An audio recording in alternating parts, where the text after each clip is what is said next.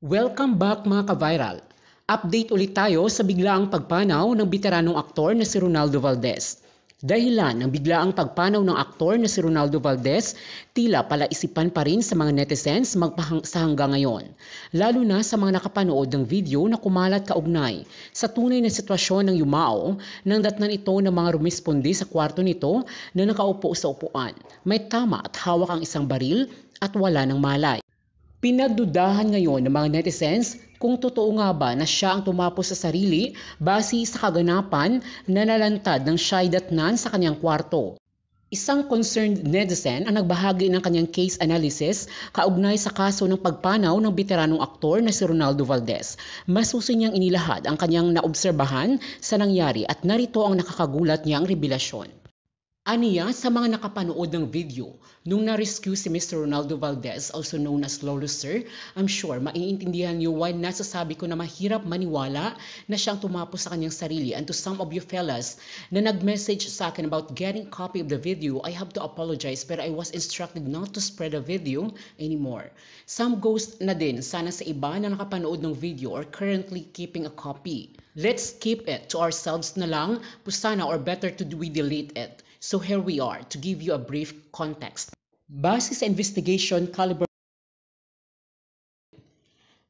if you can search how much impact the caliber 45 can do in humans, to be specific, 45 ACP cartridges have a reputation for effectiveness against targets because of their heavy mass, having the capacity to penetrate and damage the central nervous system. What more kung ganung literal close range, diba? Kaya talagang magtataka ka na after speculating na ginawa nga ni Lulister yun, makikita mo sa video na yung itsura niya is iisipin mo na formal lang siyang nakaupo, na nakatulog lang at napayukot. Kung halimbawa lang na naabutan mo siya in that position tapos wala kang nakikitang physical evidences na ginawa nga niya yun. You will hear from the video na may nagsasalita na humihinga pa. Someone even asked if I'm not mistaken, kung someone from the rescue side of the group knows how to do CPR. And yung both hands niya are almost just on top of her lap. It's as if it was planned to be positioned there. Kaya di ko maiwasan isip-isipin, what conspiracy happened? Our precious legend actor, Lolo Sir.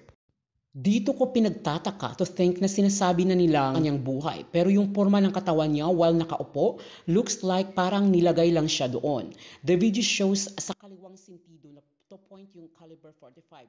Tapos after realizing na on that close range, parang di ba dapat tatagilid sa kabilang side yung ulo niya dahil sa impact. And maybe or after not being aware what will happen next, after mo gawin yun, babagsak sa kamay mo, mabibitawan babagsak sa sahig, something like that. Pero hindi, it was held tightly as if. Ito na, nag-overthink na ako. I'm just not sure, di ko makikita clearly sa video aling handya ang nakahawak. Pero kung tama nga hinuha ko na sa kanang kamay niya hawak yung bago yun kunin sa kanya nung ibang persona sa video mas lalo ko mapapaisip. Kasi contradicting how it will appear na ginawa mo yon on your left side ng mo pero consistent na hawak mo ito na ginamit mo on the right side hand. Dagdag pa niya, this is me and my intrusive thoughts, people. I just can't stop thinking about it. I speak for myself on this. Pakiramdam ko talaga, merong nangyaring iba. Kung meron man o wala, let's pray that Lolo Sir walk and rest in peace with God.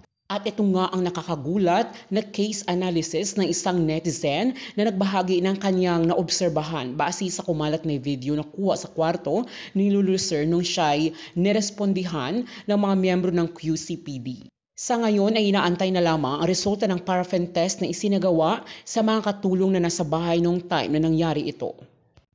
Ikaw po kaibigan, ano po ang iyong opinion tungkol sa kasong ito? Just comment down below at huwag na rin kalimutan ang mag-likes at mag-share dito lamang sa aking YouTube channel. Maraming salamat po sa panood. Pero bagong lahat, kung hindi ka nakapag-subscribe, please do subscribe. At pakipindot na rin ang notification bell para ma-notify ka sa mga next videos ko. Maraming salamat po sa panonood.